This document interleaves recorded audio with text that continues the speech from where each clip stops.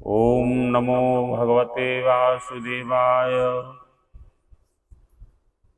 कृष्णं नारायणं वन्दे, कृष्णं वन्दे व्रजप्रियं, कृष्णं द्वैपायनं वन्दे, कृष्णं वन्दे प्रथासुतम्। अथ प्रथमो अध्याय। अब आप सबको ले चलते हैं श्रीमद् भागवत महात्म की ओर, और आप सब बड़े ध्यान से इस प्रसंग का श्रवण पान करेंगे। सच्चिदानंद रूपाय विश्वोत्पत्त्यादि हेतवे तापत्रय विनाशाय श्री कृष्णाय वयं नमः। सच्चिदानंद स्वरूप भगवान श्री कृष्ण को हम नमस्कार करते हैं, और जो जगत की उत्पत्ति, स्थिति और विनाश के हेतु तथा आध्यात्मिक, आदिदैविक और आदि भौतिक तीनों प्रकार के तापों का नाश करने वाले हैं, हम उनका आवाहन करते हैं, उनके चरण कमलों में अपना मस्तक नवाते हैं। यम प्रव्रजन्तम अनुपेतम प्रेत कृत्यम द्वैपायनो विरह कातरया जुहाव पुत्रेति तन्मयतया तरवो विनेदु स्तम सर्वभूत हृदय मुनिमानतोस्मि। जिस समय श्री सुखदेव जी का यज्ञोपवीत संस्कार भी नहीं हुआ था तथा लौकिक वैदिक कर्मों के अनुष्ठान का अवसर भी नहीं आया था, तभी उन्हें अकेले ही संन्यास लेने के लिए घर से जाते देखकर उनके पिता श्रीमान व्यास जी विरह से कातर होकर पुकारने लगे, बेटा बेटा तुम कहाँ जा रहे हो। उस समय वृक्षों ने तन्मय होने के कारण श्री सुखदेव जी की ओर से उत्तर दिया, ऐसे सर्वभूत हृदय स्वरूप श्री सुखदेव मुनि को मैं नमस्कार करता हूँ, प्रणाम करता हूँ। एक बार भगवत कथामृत का रसास्वादन करने में कुशल मुनिवर शौनक जी ने नैमिषारण्य क्षेत्र में विराजमान महामती श्री सूत जी को नमस्कार करके उनसे एक प्रश्न किया। तो प्रश्न आप सब लोग सुनेंगे, बड़ा आनंद आएगा। शौनकोवाच अज्ञानंध्वांत विध्वंस कोटि समप्रभा सूताख्याहि कथा सारम मम कर्णरसायनम। शौनक जी बोले, सूत जी आपका ज्ञान अज्ञान अंधकार को नष्ट करने के लिए करोड़ों सूर्यों के समान है। आप हमारे कानों के लिए रसायन अमृत स्वरूप सार गर्भित कथा कहिए। भक्ति ज्ञान विरागाप्तो विवेको वर्धते महान माया मोह निशा निराशश्च वैष्णवे क्रियते कथम। भक्ति ज्ञान और वैराग्य से प्राप्त होने वाले महान विवेक की वृद्धि किस प्रकार होती है तथा वैष्णव लोग किस तरह इस माया मोह से अपना पीछा छुड़ाते हैं। यह घोरे कलो प्रायो जीवश्चासुरतां गतः क्लेशाक्रांतस्य तस्यैव शोधने की परायणम। इस घोर कलिकाल में जीव प्रायः आसुरी स्वभाव के हो गए हैं। विविध क्लेशों से अक्रांत इन जीवों को शुद्ध दैवीय शक्ति संपन्न बनाने का सर्वश्रेष्ठ उपाय क्या है? कोई ऐसा उपाय बतलाइए जिससे ये जो व्यक्ति दुर्दांत हो गए हैं, जो हर समय क्रोधावस्था में रहते हैं, ऐसे लोगों को कैसे शांत किया जाए। श्रेयसाम यद्वत् श्रेयः पावनानां च पावनम कृष्ण प्राप्तिकरं शाश्वत साधनम तदाधुना। सूत जी, आप हमें कोई ऐसा शाश्वत साधन बताइए जो सबसे अधिक कल्याणकारी तथा पवित्र करने वालों में भी पवित्र हो, तथा जो भगवान श्री कृष्ण की प्राप्ति करा दे चिंतामणि केवल लौकिक सुख दे सकती है और चिंतामणिर्लोक सुखम सुरद्रुः स्वर्ग संपदम प्रियक्षते गुरु प्रीतो वैकुंठम योगी दुर्लभम। चिंतामणि केवल लौकिक सुख प्रदान कर सकती है और कल्प वृक्ष अधिक से अधिक स्वर्गीय संपत्ति दे सकता है, परंतु गुरुदेव प्रसन्न होकर भगवान का योगी दुर्लभ नित्य वैकुंठ धाम दे देते हैं। ये बहुत ही अद्भुत कृपा है। सूत जी ने कहा कि प्रीति शौनक चित्ते ते ह्रातो भक्ष्मि विचार्य च सर्व सिद्धांत निष्पन्नम संसार भयनाशनम। शौनक जी, सूत जी महाराज कहते हैं कि शौनक जी, तुम्हारे हृदय में भगवान का प्रेम है, इसलिए मैं विचार कर तुम्हें संपूर्ण सिद्धांतों का निष्कर्ष सुनाता हूँ। ऐसा नहीं एक दो सिद्धांत, तो सिद्धांत के कौन से होते हैं जिनका अंत में जो अर्थ है वो अंत में सिद्ध होता है, उन संपूर्ण सिद्धांतों का निष्कर्ष सुनाता हूँ जो जन्म मृत्यु के भय का नाश कर देता है। भक्तियोग वर्धनम यक्ष कृष्ण संतोष हेतुकम तदहम ते विधास्यामि सावधानतया सुनु। जो भक्ति के प्रवाह को बढ़ाता है और भगवान श्री कृष्ण की प्रसन्नता का प्रधान कारण है, मैं तुम्हें वह साधन बतलाता हूँ, उसे सावधान होकर सुनो। काल व्याल मुखग्रास त्रास निर्णाश हेतवे श्रीमद्भागवतम शास्त्रम कलौकीरेण भाषितम। श्री सुखदेव जी ने कलयुग में जीवों के काल रूपी सर्प के मुख का ग्रास होने के त्रास का आत्यंतिक नाश करने के लिए श्रीमद् भागवत शास्त्र का प्रवचन किया। इस संसार का जो सर्प रूपी काल है उसका यदि ग्रास होने से बचना है, यदि उसकी काल दंड से हमें बचना है, तो हमें श्रीमद् भागवत कथा की ओर आना ही पड़ेगा। ये तस्माद् परम किंचिन मनः शुद्धेन विद्यते जन्मांतरे भवेत् पुण्यम तदा भागवतम लभेत्। मन की शुद्धि के लिए इससे बढ़कर कोई साधन नहीं है। जब मनुष्य के जन्म जन्मांतर का पुण्योदय होता है तभी उसे भागवत शास्त्र की प्राप्ति होती है। परीक्षिते कथम वक्तुम सभायां संस्थिते सुखे सुधा कुंभं गृहीत्वैव देवास्तत्र समागमन्।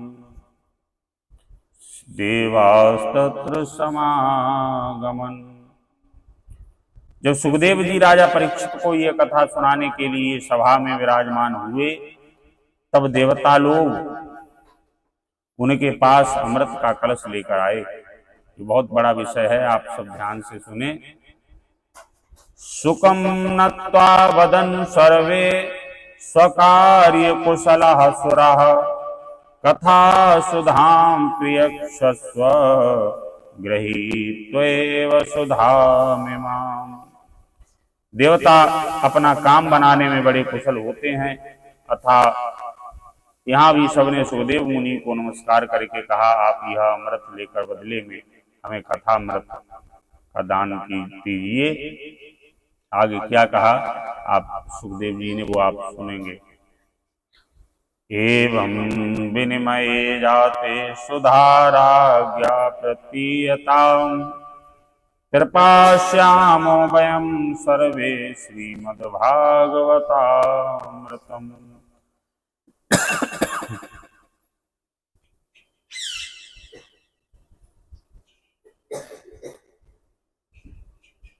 इस प्रकार परस्पर विनिमय अदला बदली हो जाने पर राजा परीक्षित अमृत का पान करें और हम सब श्रीमद् भागवत रूप अमृत का पान करेंगे।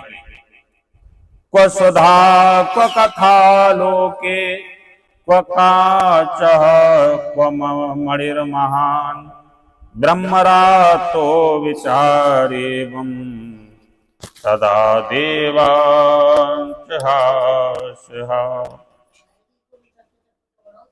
इस संसार में कहाँ कांच और कहाँ महामूल्य मणि तथा कहाँ सुधा और कहाँ कथा, श्री सुखदेव जी ने यह सोचकर उस समय देवताओं की हंसी उड़ा दी।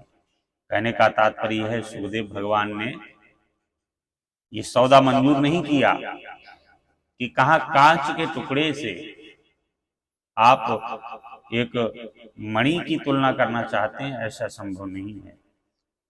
अभक्तांस्ताश्च विज्ञाय न ददौस कथामृतम् श्रीमद्भागवती वार्ता सुराणामपि दुर्लभम्। उन्हें भक्ति शून्य कथा का अनधिकारी जानकर कथामृत का दान नहीं किया। इस प्रकार यह श्रीमद् भागवत की कथा देवताओं को भी दुर्लभ रही। देवताओं को इस कथा का पान करने को नहीं मिला, और हम कितने सौभाग्यशाली हैं कि हम सबको यह मूल कथा सुनने को मिल रही है। राज्यो मोक्षम तथा वीक्ष्य पुरा धातापि विस्मितः सत्यलोके तुलां बध्या तोलय साधनान्यजः। पूर्व काल में श्रीमद् भागवत के श्रवण से ही राजा परीक्षित की मुक्ति देखकर ब्रह्मा जी को भी बड़ा आश्चर्य हुआ था। उन्होंने सत्यलोक में तराजू बांधकर सब साधनों को तोला। लघून्यन्यानि जातानि गौरवेण इदं महत् तदा ऋषिगणः सर्वे विस्मयं परमं ययुः। अन्य सभी साधन तौल में हल्के पड़ गए। अपने महत्व के कारण भागवत ही सबसे भारी रहा। यह देखकर सभी ऋषियों को बड़ा ही आश्चर्य हुआ और सब विस्मय हो गए। मेनिरे भगवद्रूपम शास्त्रम भागवतम कलौ पठनात् श्रवणा सद्धो वैकुंठ फलदायकम। उन्होंने कलयुग में इस भगवद रूप भागवत शास्त्र को ही पढ़ने सुनने से तत्काल मोक्ष देने वाला निश्चय किया। शनकाध्याय पुरा प्रोक्तम नारदाय दया परे सप्ताहेन श्रुतम चैतत् सर्वथा मुक्तिदायकम। शनकाध्याय पुरा प्रोक्तम नारदाय दया परे। सप्ताह विधि से श्रवण करने पर यह निश्चय भक्ति प्रदान करता है। पूर्व काल में इसे दयापरायण सनकादि ने देव ऋषि नारद को सुनाया था। यद्यपि ब्रह्म संबंधा क्षुतमेत सुरर्षिणा सप्ताह श्रवण विधि कुमारैस्तस्य भासितः। यद्यपि देव ऋषि ने पहले ब्रह्मा जी के मुख से इसे श्रवण कर लिया था, तथापि सप्ताह श्रवण की विधि तो इन्हें सनकादि ने ही बताई। शौनक जी ने पूछा कि लोक विग्रह मुक्तस्य नारदस्यास्थिरस्य च विधिश्रवे कुतः प्रीतिः संयोगः कुत्र तैषः। शौनक जी ने पूछा कि सांसारिक प्रपंच से मुक्त एवं विचरणशील नारद जी का सनकादि के साथ संयोग कहाँ हुआ और विधि विधान के श्रवण में उनकी प्रीति कैसे हुई। सूत जी ने कहा, अत्र ते कीर्तयिष्यामि भक्ति युक्तम कथानकम सुखेन मम यत् प्रोक्तम रह्या शिष्यं विचार्य च। सूत जी कहते हैं अब मैं तुम्हें वह भक्तिपूर्ण कथानक सुनाता हूँ जो श्री सुखदेव जी ने मुझे अपना अनन्य शिष्य जानकर एकांत में सुनाया था। वह क्या है? एकदा हि विशालायं चत्वार ऋषयो मला सत्संगार्थं समायाता दद्रशुस्तत्र नारदम्। एक दिन विशालपुरी में वे चारों निर्मल ऋषि सत्संग के लिए आए। वहां उन्होंने नारद जी को देखा और सनकादि ने पूछा कि कथम ब्रह्मन् दीन मुखः कुतश्चिन्तातुरो भवान् त्वरितं गम्यते कुत्र कुतश्चागमनं तव। सनकादि ने पूछा, ब्राह्मण आपका मुख उदास क्यों हो रहा है? आप चिंतातुर कैसे हैं? इतनी जल्दी जल्दी आप कहाँ जा रहे हैं और आपका आगमन कहाँ से हो रहा है? जब ये प्रश्न किया, इदानीं शून्य चित्तोषि गतवित्तो यथा जनः तवेदं मुक्त संगस्य नोचितं वद कारणम्। इस समय तो आप उस पुरुष के समान व्याकुल जान पड़ते हैं जिसका सारा धन लुट गया हो। आप जैसे आसक्ति रहित पुरुषों के लिए यह उचित नहीं है। इसका कारण बताइए। नारद जी ने कहा, अहम तो पृथ्वीं यातो ज्ञात्वा सर्वोत्तमामिति पुष्करं च प्रयागं च काशीं गोदावरीं तथा। नारद जी ने कहा कि मैं सर्वोत्तम लोक समझकर पृथ्वी में आया था। यहाँ पुष्कर, प्रयाग, काशी, गोदावरी, नासिक, हरिद्वार, कुरुक्षेत्र, श्रीरंग और श्वेतवंद आदि कई तीर्थों में मैं इधर उधर विचरता रहा, किंतु मुझे कहीं भी मन को संतोष नहीं मिला, शांति नहीं मिली। इस समय अधर्म के सहायक कली, जो कलिकाल है, कलयुग है, इसने हरि क्षेत्रम कुरुक्षेत्रम श्रीरंगम सेतुबंधनम एवमादिषु तीर्थेषु भ्रममाण इतस्तथा नापश्यं कुत्रचिक्षरम मनः संतोषकारकं कलिना धर्ममित्रेण धरेयं बाधिताधुना। और मन को शांति नहीं मिली। इस समय अधर्म के सहायक कलयुग ने सारी पृथ्वी को पीड़ित कर रखा है, संपूर्ण पृथ्वी को पीड़ित कर रखा है कलिकाल में। और ये बहुत ही, इसको देखकर देवर्षि नारद जी को बड़ी पीड़ा हुई। आप सब समझते रहिए कि मूल भागवत क्या है। सत्यम नास्ति तपः शौचम दया दानम न विद्यते उदरम भरिणो जीवा बराकः कूटभाषिणः। अब यहाँ सत्य, तप, शौच, बाहर भीतर की पवित्रता, दया, दान आदि कुछ भी नहीं है। बेचारे जीव केवल अपना पेट पालने में लगे हुए हैं। वे असत्यभाषी, आलसी और मंदबुद्धि।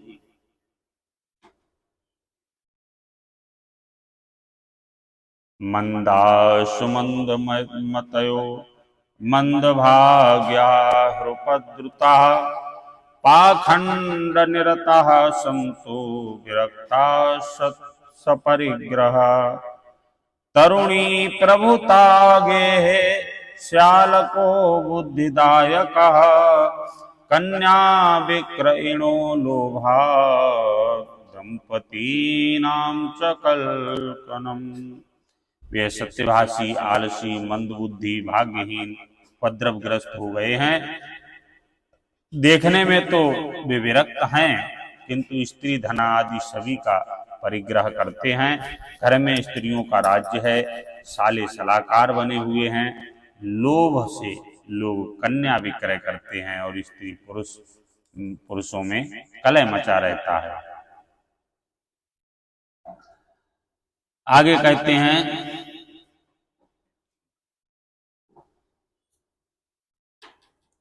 आश्रमाय वने रुद्धास्तीर्थानि शरतस्तथा देवतायतनान्यत्र दुष्टैर्नष्टानि भूरिशः। महात्माओं के आश्रम, तीर्थ और नदियों पर यवनों विधर्मियों का अधिकार हो गया है। उन दुष्टों ने बहुत से देवालय भी नष्ट कर दिए हैं।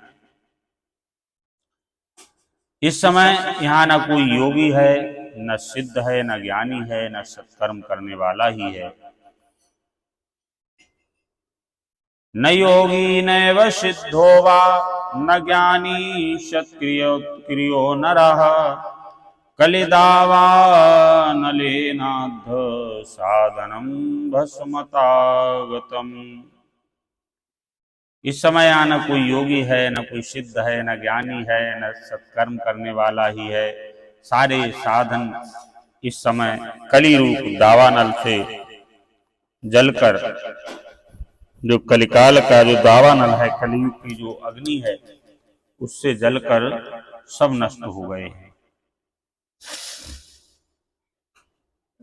अष्टशूला जनपदाः शिवशूला ध्वजातयः कामिन्यः केशशूलिन्याः संभवन्ति कलाविह। इस कलयुग में सभी देशवासी बाजारों में अन्न बेचने लगे हैं। ब्राह्मण लोग पैसा लेकर वेद पढ़ाते हैं और स्त्रियां वेश्यावृत्ति से निर्वाह करने लगी हैं। इस तरह के जो वचन है वो देवऋषि नारद जी के रहे। कलिकाल की बड़ी अजीब विडंबना बताई है। एवं पश्यन् कलेर्दोषान् पर्यटन् नवनीमहं यामुनं तटमापन्नो यत्र लीला हरेर्भूत्। इस तरह कलयुग के दोष देखता और पृथ्वी पर विचरता हुआ मैं यमुना जी के तट पर पहुंचा, जहां भगवान श्री कृष्ण ने अनेकों लीलाएं हो चुकी हैं। तत्राश्चर्यं मया दृष्टं श्रूयतां तन्मुनीश्वरः एका तु तरुणी तत्र निखण्णा खिन्नमानसा। इस तरह कलयुग के दोष देखता हुआ मैं जब यमुना जी पर गया तो मुनिवरों सुनिए, वहां मैंने एक बड़ा आश्चर्य देखा। वहां एक युवती स्त्री खिन्न मन से बैठी थी और उसके पास दो वृद्ध पुरुष अचेत अवस्था में पड़े थे। तत्राश्चर्यं मया दृष्टं श्रूयतां तन्मुनीश्वरा। खिन्न मन से बैठे हुए थे और दो वृद्ध पुरुष अचेत अवस्था में पड़े जोर जोर से सांसें ले रहे थे। वह तरुणी उनकी सेवा करती हुई कभी उन्हें चेत कराने का प्रयत्न करती और कभी उनके आगे रोने लगती थी। वृद्धौ दो पतितौ पार्श्वे निःश्वसन्तावचेतनौ शुश्रूषयन्ति प्रबोधन्ति रुदति च तयोः पुरः। दश दिक्षु निरीक्षन्ति रक्षितारं निजं वपु वीज्यमाना शतस्त्रीभिः बोध्यमाना मुहुर्मुहुः। वह अपने शरीर के रक्षक परमात्मा को दसों दिशा में देख रही थी। उसके चारों ओर सैकड़ों स्त्रियां उसे पंखा जल रही थी और बार बार समझाती थी कि दृष्टवा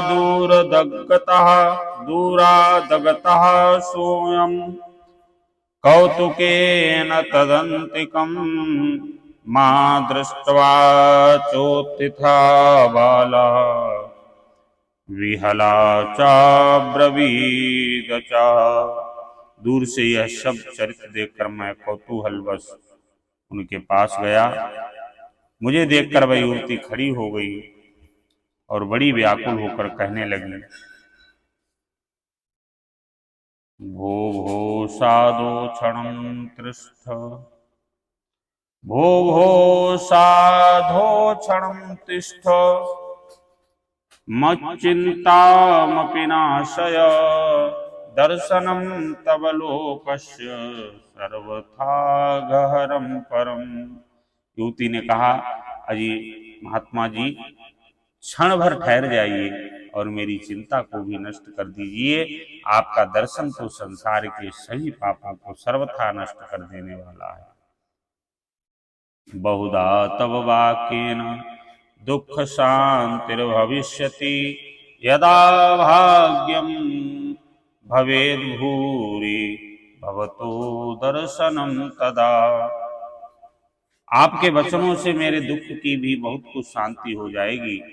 मनुष्य का जब बड़ा भाग्य होता है तभी आपके दर्शन हुआ करते हैं। देवर्षि नारद जी के लिए साक्षात भगवान का मन कहा गया है। उनके दर्शन सबके लिए कल्याणकारी हैं।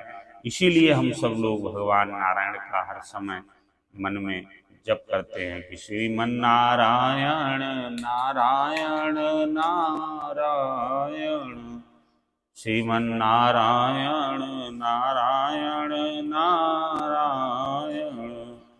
आगे का प्रसंग आपके लिए कल श्रवण पान कराएंगे। सभी के लिए राधे राधे, जय जय श्री राम।